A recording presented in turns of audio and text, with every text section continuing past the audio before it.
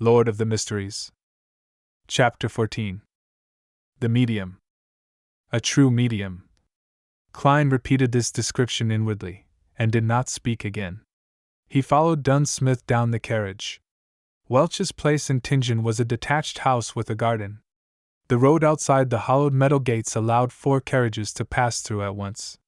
Street lamps lined the sides of the road every 50 meters. They looked different from the ones Klein had seen in his previous life. They were gas lamps, and the height of every lamp was about that of an adult male, so that it was convenient to light the lamps. The black metal was closely pressed to the glass, forming a checkered pattern, casting out classical paper lantern-like artworks. Coldness and warmth were intertwined while darkness and light coexisted. Walking along the pathway blanketed by rays from the sunset, Klein and Dunsmith entered Welch's rented place through the ajar metal gate. Facing the main entrance was a cemented road that led straight to a 2-floored bungalow. 2 carriages could go at once. There was a garden on the left, and a lawn to the right. The pleasantly faint fragrance from the flowers mixed with the cool scent of the fresh grass made one feel happy and relaxed. As soon as he stepped in, Klein shivered and peered around. He felt that in the garden, somewhere in the lawn, on the roof, behind the swing, somewhere in a dark corner, pairs of eyes were observing him. There was clearly no one here, yet Klein felt as if he was on a crowded street. This strange contrast, this peculiar feeling, tensed him up. A chill ran up his spine. "Something's wrong!" he couldn't help but exclaim to Dunn. Dunn's expression remained unchanged as he walked beside him and replied calmly, "Just ignore them." Since the Nighthawk had said so, Klein tolerated the chilling feeling of not being able to notice the perpetrator despite being followed, spied, and observed. Step by step, he arrived at the main entrance of the bungalow. "If this goes on any longer, I will go crazy." As Dunn reached out his hand to knock on the door, Klein quickly turned around. Flowers swayed in the wind, without a person in sight. "Come in, gentlemen." A seemingly ethereal voice came from inside the house. Dunn turned the doorknob, pushed the door open, and said to a woman on the sofa, "Daly, any results?" The chandelier in the living room was unlit. A set of 2 leather couches surrounded a marble coffee table. On the table was a lit candle, but the light emitted a cobalt blue glow. It covered the half-enclosed living room, dining room, and kitchen in a strange, eerie hue. On the middle of the sofa sat a lady in a hooded black robe who wore blue eyeshadow and blush. An exposed silver bracelet with a hanging white crystal pendant was worn around her wrist.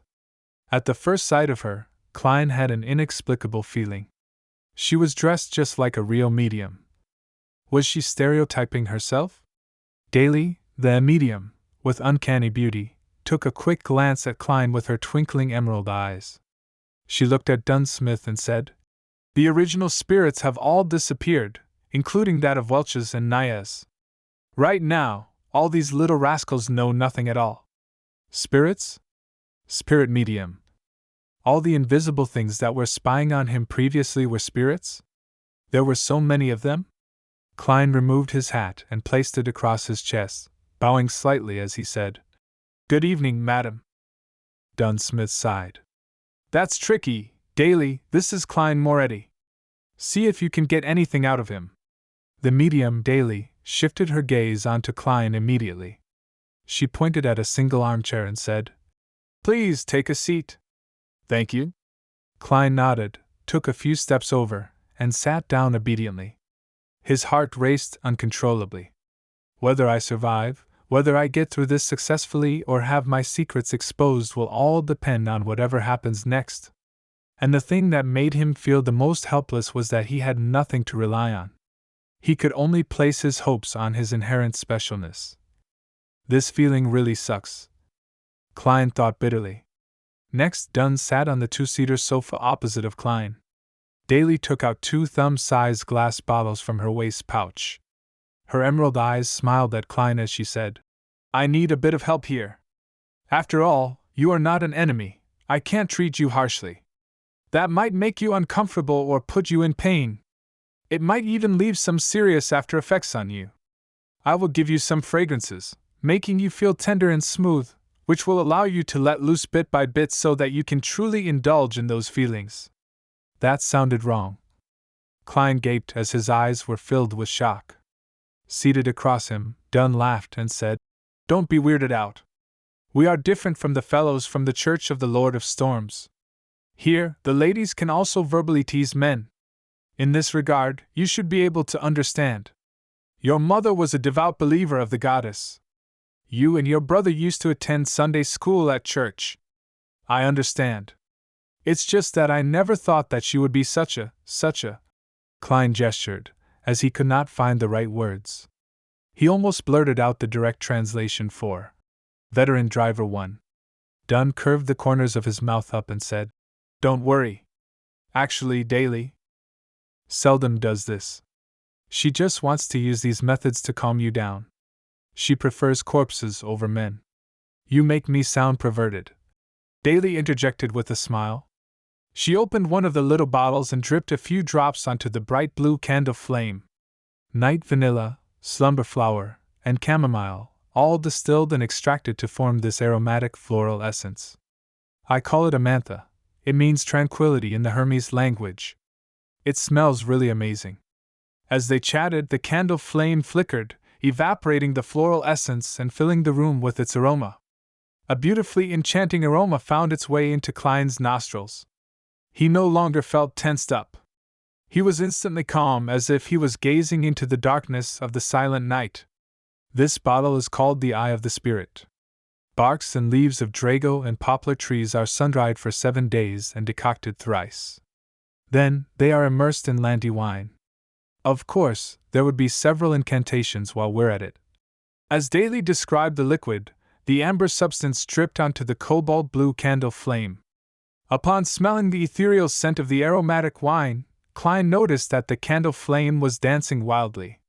The luster of Daly's blue eyeshadow and blush shone oddly, to the extent of him seeing double. It is a great helping hand for mediumship. It is also a floral essence that is sufficiently enchanting.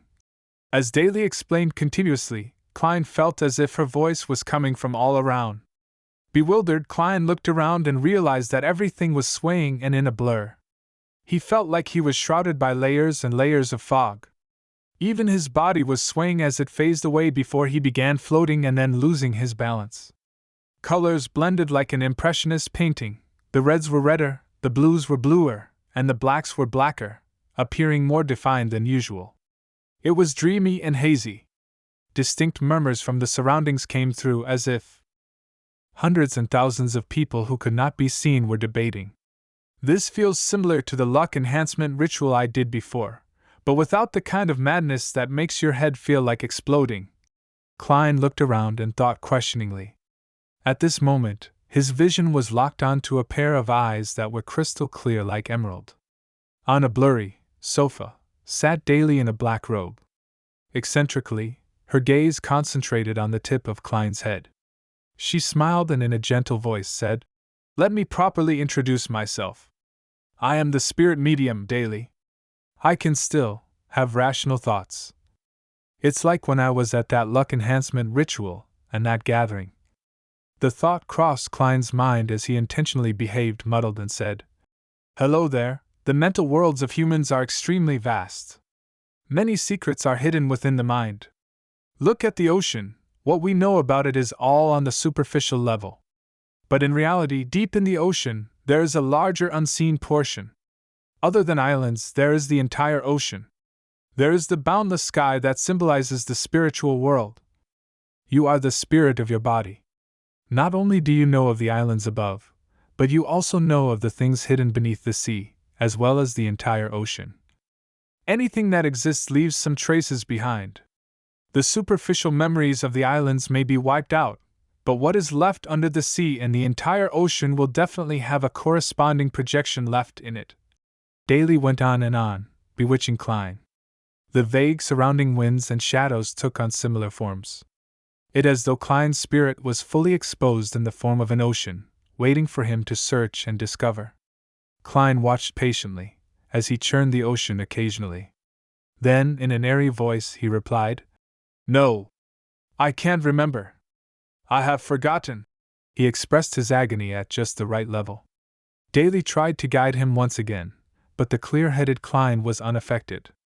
Okay. We shall end here. You may leave. Leave. Leave! The airy voice lingered and Daly disappeared. The wind and shadows began calming as the ethereal smell and subtle scent of the aromatic wine became more distinct again. The colors returned to their normal state, and the fuzzy feeling was no longer around. Klein's body quivered, and he found his balance again. He opened his eyes, which he had no memory of closing, and noticed that the candle with the bright blue flame was still before him. Dunn Smith was still resting comfortably on the couch. Same for Daly with the black hooded robe. Why did you use the theory that belongs to that bunch of evil madmen, the psychology alchemists? Dunn furrowed his eyebrows and stared at Daly. As Daly put away the 2 little bottles, she replied calmly, I think it's pretty accurate. At least, it corresponds with some of the things I've made contact with before. Without waiting for Dunn's reply, Daly shrugged and said, This tricky fellow did not leave a single trace behind. Upon hearing this, Klein heaved a huge sigh of relief. Pretentiously, he asked, Oh, it's over? What happened? It felt like I just took a nap. That was a pass, right? Thankfully, I had the luck enhancement ritual as a rehearsal. Just take it as such. Dunn interrupted him and looked at Daly. Have you examined Welch's and Naya's bodies? The corpses can tell us a lot more than you can imagine. It's such a pity that Welch and Naya had indeed committed suicide. So, the force that drove them to it is to be feared. Not a single trace was left behind. Daly stood up and pointed at the candle. I need some rest. The cobalt blue glow vanished, and the house was instantly inundated with a blurry shade of crimson. Congratulations. You can return home now. But do remember, do not reveal this incident to your loved ones.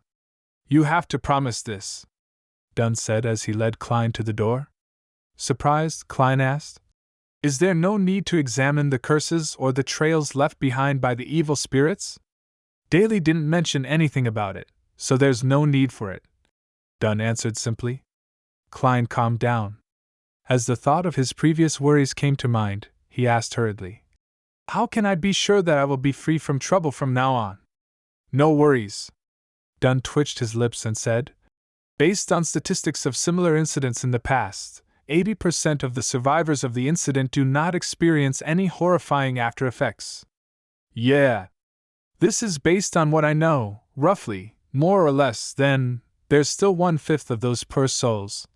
Klein did not dare to try his luck. Then you can consider joining us as a civilian staff. This way, even if there are any precursors, we can discover it in time, Dunn said casually as he approached the carriage. Or simply become a Beyonder. After all, we are not nannies. We can't babysit you all day long and even watch what you do with women. Can I? Klein questioned the statement. Of course, he did not expect much. After all, how was it even possible to be a part of the Nighthawks so easily and obtain the power of the Beyonders? That was the power of the Beyonders. Dunn paused and turned his head sideways to look at him. It's not that you can't. It depends. What? The transition in his words shocked Klein. Klein stared blankly beside the carriage before answering. Really? Who are you kidding? Is it so easy to become a Beyonder? Dunn laughed lightly. His gray eyes were hidden in the shadow of the carriage. You don't believe me, huh? Actually, when you become a Nighthawk you lose a lot. For instance, freedom. Even if we don't talk about this now, there is another issue. Firstly, you are not a member of the clergy, nor a devotee. You can't pick whatever you want or choose the safest approach. And secondly, Dunn held onto the handle and hopped onto the carriage as he went on. Among the cases that we, us, the mandated punishers, the machinery hive mind and other judiciaries, have to deal with annually, 1/4 of them were a result of Beyonders who lost control. 1/4. Beyonders who lost control. Klein was dumbfounded. Just then, Dunn turned slightly. His gray eyes were deep. With no sign of a smile, he continued, And among the 1/4 of cases, A large number of them are our teammates.